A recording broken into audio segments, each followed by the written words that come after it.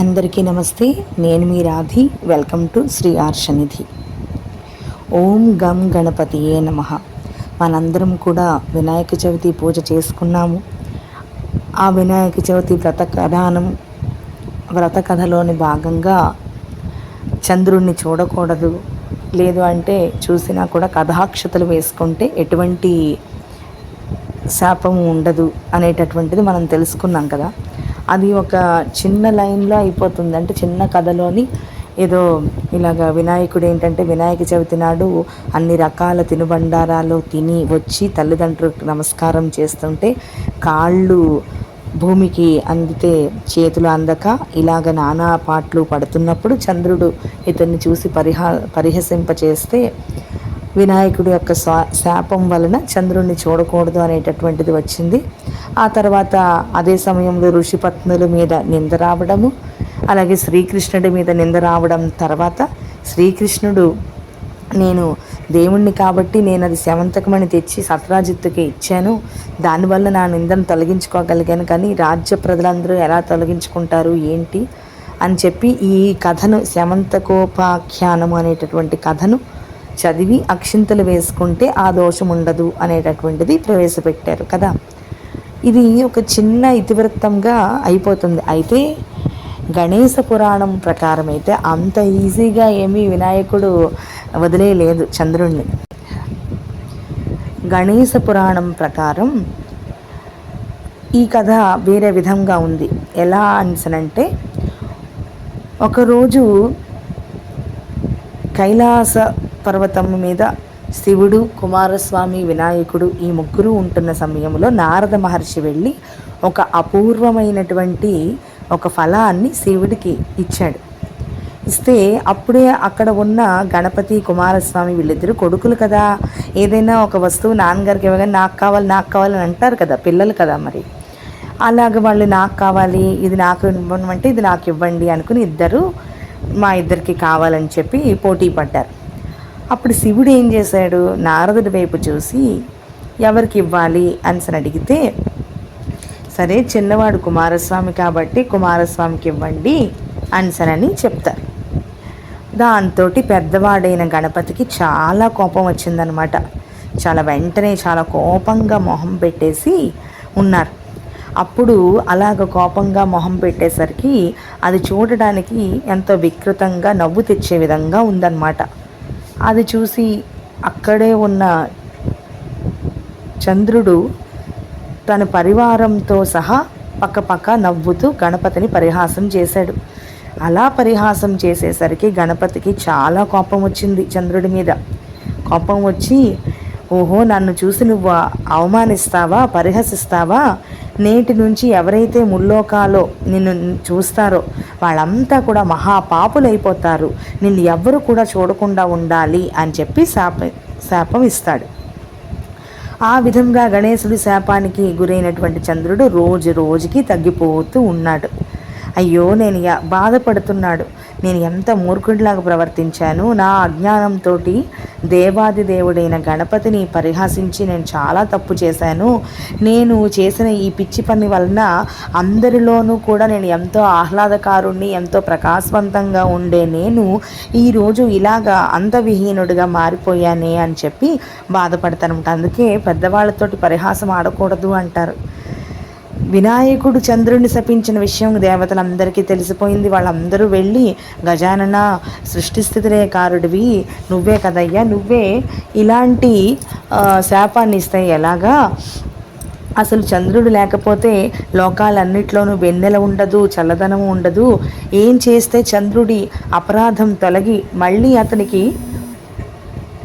అతనికి పూర్వవైభవం వస్తుంది, దయచేసి చెప్పు అని చెప్పి అందరూ కూడా గణేశుణ్ణి ప్రార్థిస్తారు. ఆ దేవతల విన్నపాన్ని వినటువంటి వినాయకుడు వాళ్ళతోటి, సరే నేనైతే చంద్రుడికి ఇచ్చిన శాపం అయితే నేను అది పూర్తిగా వెనక్కైతే తీసుకోలేను, కానీ కొంత సమయం మాత్రం చంద్రుణ్ణి చూడకుండా ఉండేలాగా చేస్తాను. ఎలాగా అంటే, ఒక సంవత్సరంలోని 3 నెలల పాటు చంద్రుణ్ణి చూడకూడదు, ఆ తర్వాత చూసినా కూడా దోషం ఉండదు అని చెప్పారు. అయినా సరే దేవతలకి అది సంతృప్తి ఇవ్వలేదు. మళ్ళీ వాళ్ళందరూ వినాయకుడిని చాలా వేడుకున్నారు. స్వామి, మీరు మరికొంచెం దయ చూపండి, సంవత్సరంలోని ఒక 3 నెలలు కూడా మేము చంద్రుడిని చూడకుండా ఉండడం చాలా కష్టము, మాకే కాదు లోకాలంతటికీ కూడా కష్టం, కాబట్టి మీరు ఇంకా ఈ శాపాన్ని ఇంకా తక్కువ చేయండి అని అడిగారు. ఇంకా వినాయకుడికి వాళ్ళ మాట తీర్చడానికి తప్పలేదు.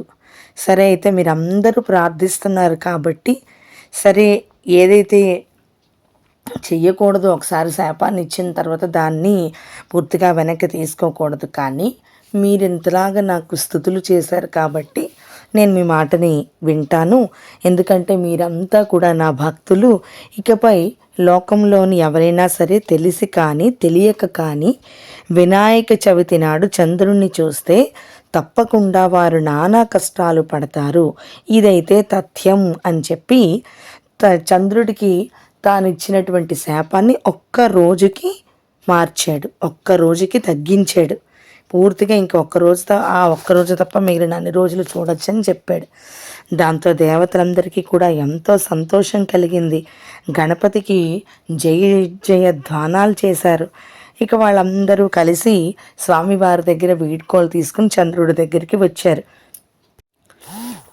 వచ్చి చంద్రుడితో అంటున్నారు, నువ్వు ఎంత మూర్ఖుడివి, అసలు నీకేమైనా బుద్ధి ఉందా, అంతటి పవిత్రమూర్తి అయినటువంటి గణపతిని చూసి నువ్వు నవ్వుతావా, ముల్లోకాలు కూడా ఎంత అశాంతికి గురయ్యామో అసలు నీకు తెలుసా, చూడు ఆయన నీకు ఇచ్చిన శాపం వల్ల నీకే కాదు లోకంలో ఉన్న వాళ్ళందరికీ కూడా ఎన్నో కష్టాలు వచ్చాయి, మేము ఎంతో ప్రార్థించి స్వామి యొక్క ఆగ్రహాన్ని చల్లార్చి వచ్చాము, కాబట్టి ఆయన మా మాటలు మన్నించి సంవత్సరంలో ఒక్కరోజు మాత్రమే నువ్వు ఆ శాపాన్ని అనుభవించాలి అని చెప్పి స్వామి ఆదేశించాడు. ఇకనైనా సరే కొంచెం తెలివి తెచ్చుకొని ఆ గణపతి దగ్గరికి వెళ్ళి ఆయన్ని శరణు వేడు, ఆయన అనుగ్రహిస్తే నీ పూర్వరూపం నీకు వస్తుంది అని చెప్పి వెళ్ళారు.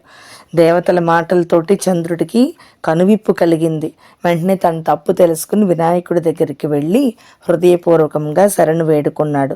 తిరిగి తన నిజ రూపాన్ని పొందటం కోసం ఆయన గణపతి యొక్క ఏకాక్షర మంత్రాన్ని 160 సంవత్సరాల పాటు ఉపాసించాడు.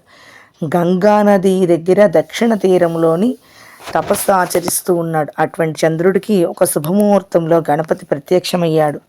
ఎలా ప్రత్యక్షమయ్యాడు అంటే, ఎర్రటి చందనాన్ని పూసుకుని ఎర్రటి వస్త్రాన్ని ధరించి చతుర్బాహుడిగా పెద్ద శరీరంతో విశాలమైన చెవులతోటి ఏకదంతంతో దివ్య తేజస్సంతా విరజిమ్ముతూ వెలుగొందే ఆ గణపతి యొక్క దివ్య రూపాన్ని, అంత మంచి రూపాన్ని, అంత తేజోవంతమైనటువంటి రూపాన్ని చంద్రుడు చూడలేకపోయాడు అసలు, ఎందుకంటే అంతటి ప్రకాశంతో ఉన్నాడు వినాయకుడు. అప్పుడు ఇంకా స్వామిని మనసులోనే స్తుతించాడు. నమామి దేవం ద్విరదాననం తం యస్సర్వ విఘ్నం హరతే జనానాం ధర్మార్థకామాంస్తనుతే అఖిలానాం తస్మై నమో విఘ్న వినాశనాయ కృపానిధే బ్రహ్మామయాయ దేవ విశ్వాత్మనే విశ్వవిధానదక్ష విశ్వస్య బీజాయ జగన్మయాయ త్రైలోక్య సంహార కృతే నమస్తే త్రయామయాయాఖిల బుద్ధిదాత్రే బుద్ధిప్రదీపాయ సురాధిపాయ నిత్యాయ సత్యాయ చ నిత్యబుద్ధే నిత్యం నిరీహాయ నమోస్తు నిత్యం అజ్ఞానదోషేణ కృతోపరాధం స్తం క్షంతుమర్హోసి దయాకరత్వం తదాపి దోషః శరణాగతస్య త్యాగే మామాత్మన్ కురు మేనుకంపాం. ఇటువంటి దివ్యమైన స్తోత్రాన్ని చంద్రుడు స్తుతించాడు. సర్వ విఘ్నాలని తొలగించే గజముఖుడా, నీకెంతో నమస్కారము. నీ భక్తులని ధర్మ కామ మోక్షాలని ప్రసాదించే విఘ్న వినాశక నీకు వందనం. నువ్వు ఎంతో దయానిధివి, విశ్వాత్మకుడివి, విశ్వానికి బీజస్వరూపిడివి, త్రైలోక్య సంహారివి, సురాసురులకు అధిపతివి, నిత్య స్వరూపిడివి అయిన ఓ గణనాథ, నేను ఎంతో అజ్ఞానంతో నిన్ను చూసి పరిహసించి నేను ఎంతో పెద్ద అపరాధం చేశాను, నన్ను క్షమించి నన్ను రక్షించు స్వామి అని ఎంతో దీనంగా విలపించాడు. ఆ చంద్రుడి వేదన విన్న గణపతి హృదయం చాలా కరిగిపోయింది. వెంటనే, చంద్ర, నేను నీ పశ్చాత్తాపంతో సంతృప్తి చెందాను.